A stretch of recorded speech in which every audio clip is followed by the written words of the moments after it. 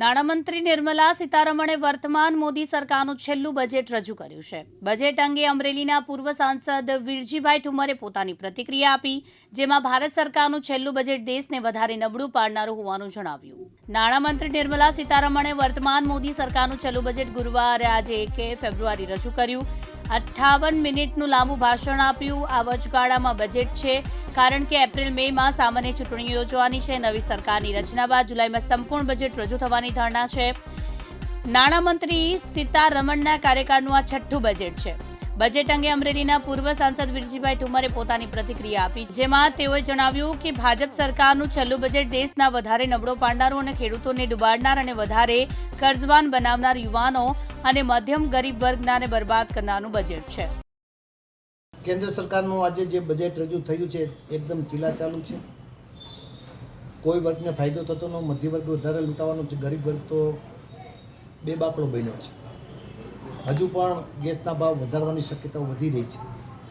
International માર્કેટમાં આજે ક્રૂડના ભાવ સતત નીચા જઈ રહ્યા છે। એનો લાભ હિન્દુસ્તાનની પ્રજાને આપવા માટેનો એક સામાન્ય પણ પ્રયાસ આ સરકારે કર્યો નથી। બજેટમાં ગુજરાતને તો સંપૂર્ણ અન્યાય કર્યો છે। ગુજરાતને કોંગ્રેસની સરકાર વખતે જે નાણાં ફળવાતા તેના 10મા ભાગના પણ પૈસા ગુજરાતને મળતા નથી। એટલે ગુજરાત ઉપર તો એક મોટી લપાટને બદલે લાઠી મારી છે। ખેડૂતો બરબાદ થયા છે। ડબલ આવક કરવાની વાતો કરનારી ભારતીય જનતા પાર્ટીની સરકાર 10 વર્ષથી બંગા મૂકે છે। એની પહેલાં તત્કાલીન મુખ્યમંત્રી રોજ મનમોહનસિંહજીની વાતો કરતા હતા, પરંતુ જીડીપી આજે નીચે જતો જાય છે। ડોલર આજે રોજ ઉંચકાતો જાય છે, રૂપિયો આજે ગીરતો જાય છે। યુવાનોને નોકરી આપવા માટેની જે વાતો હતી તેમાં પણ આજે કોઈ ઉલ્લેખ નથી। ખેડૂતોને કપાસના ભાવ ડબલ કરવાને બદલે આજે કપાસના ભાવ 1100 રૂપિયા કમાઈ રહ્યું છે। ડુંગળી અને રોજથી આવક ઊભી કરનારા શાકભાજીના ખેડૂતો પણ લૂંટાઈ રહ્યા છે અને એનો લાભ ગ્રાહકોને પણ મળતો નથી। વચ્ચેથી લૂંટી રહ્યા છે। મને લાગતું હતું કે મણિપુર ઉપર કદાચ આજે મુખ્યમંત્રી વડાપ્રધાન કશું બોલશે, પણ મણિપુરમાં એક મિલિટરીના જવાનની બેનને નગ્ન નચાવવામાં આવ્યા, એની ઉપર એક પણ શબ્દ બોલાણો નથી। લદ્દાખ ઉપર રોજ વાતો કરનારી ભારતીય જનતા પાર્ટીની સરકાર 370ની કલમની વાતો કરે છે।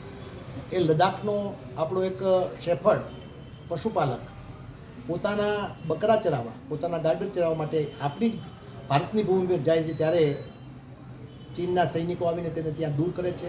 મારે એને સેલ્યુટ મારવી છે કે ચીનના સૈનિકોને એમણે પણ ભગાડ્યા, છતાં પણ આ દેશના વડાપ્રધાન કે બજેટમાં એનો કોઈ ઉલ્લેખ કરવામાં નથી થયો। પાર્લામેન્ટમાં પણ ઉલ્લેખ નથી થયો। મહામહિમના જે ભાષણ હતું તેમાં પણ ઉલ્લેખ નથી થયો।